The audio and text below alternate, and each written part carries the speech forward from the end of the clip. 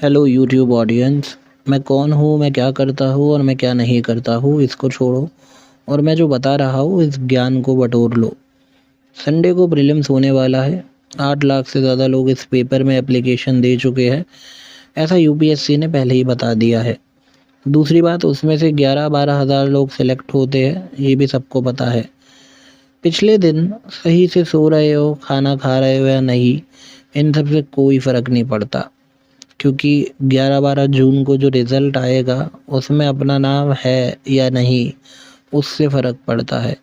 एक सिंपल सी बात है, इस स्टेज पर बिल्कुल तुम्हें पता होगा कि तुमने प्रैक्टिस कर ली है, अच्छे से मॉक टेस्ट भी दे दिए हैं, पीवाईक्यू एनालाइज कर लिए हैं, और कुछ हमारी ऑडियंस का हिस्सा वो भी होगा जिन्होंने सिर्फ इस बार फॉर्म इसलिए भरा है क्योंकि वह कॉलेज में अपने आप को स्मार्ट दिखाना चाहते हैं, या फिर अपने इंस्टाग्राम या व्हाट्सएप पर यूपीएससी का एडमिट कार्ड लगाना चाहते हैं। अब इंस्टाग्राम खोल के, अगर नहीं हो तो मैं सजेस्ट नहीं करूँगा, लेकिन अगर इंस्टाग्राम चला रहे हो तो उस पर हैशटैग यूपीएससी डालो। एक से एक नमूने कलेक्टर मिल जाएंगे आने वाले, जो इस तरीके की हरकत करते हुए दिखेंगे। अगर तुम ये काम नहीं कर रहे हो तो उनसे बेहतर हो। देखो, ये एग्ज़ाम आईएएस बनने का है, वहाँ अधिकारी को 10 काम होते हैं। 1 साल की जो वो ट्रेनिंग करके आते हैं वो इसलिए आते हैं ताकि वो झेल सके चीज़ों को, लेकिन उससे पहले वो अपनी पढ़ाई के लिए एक लंबा आइसोलेशन पीरियड भी झेल चुके होते हैं। तो थोड़ा सा सीरियस होने की ज़रूरत है। अब देखो, आज का दिन है और कल शनिवार हो जाएगा। अभी अगर कुछ पढ़ना है तो पढ़ सकते हो, लेकिन मैं ये कहूँगा संडे की सुबह उठ जाओ और जल्दी तरीके से सेंटर पहुँच जाओ, जिस भी तरीके से बहुत, लेकिन उस रास्ते में ना उस रिवीजन को मत करना, क्योंकि उससे कोई फ़ायदा नहीं होगा। गर्मियाँ तेज़ है तो अपना इंतज़ाम करके जाना उस हिसाब से, और एग्ज़ाम सेंटर पर भीड़ को देखकर मत घबराना, क्योंकि उसमें से ऐसा हो सकता है कि वहाँ पर जितने बच्चे हैं उनमें से किसी एक का भी ना होने वाला हो। जब प्रीलिम्स का पेपर 1 देकर आ जाओगे तो कुछ अच्छा खाना, कोल्ड ड्रिंक पीते हो तो पी लेना, सिगरेट पीते हो तो पी लेना, और उसके बाद सीसेट कैसे करें इसको ठंडे दिमाग से सोचना, क्योंकि कुछ कैंडिडेट होते हैं जो जीएस पेपर 1 ख़राब हो के सीसेट से एब्सेंट यानी हो जाते हैं, भाग जाते हैं घर की ओर।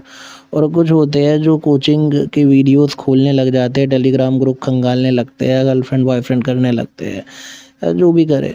तो वो सब भी ठीक है, बट एकेडमिक्स को मत देखना यूट्यूब खोल के, क्योंकि वो आंसर की लेके आ जाते हैं, उससे फिर दिमाग को धक्का पहुंचेगा। ठीक है, फिर आ जाते हैं कि उन लोगों पे जो सर्विस छोड़कर यहाँ पर आए हैं और आपको पढ़ा रहे हैं, उनका मकसद सिर्फ प्रॉफिट है, और ये जितना जल्दी जान लोगे उतना जल्दी फ्यूचर आपका बच जाएगा, कुछ अटैम्प्ट्स आपके बच जाएंगे।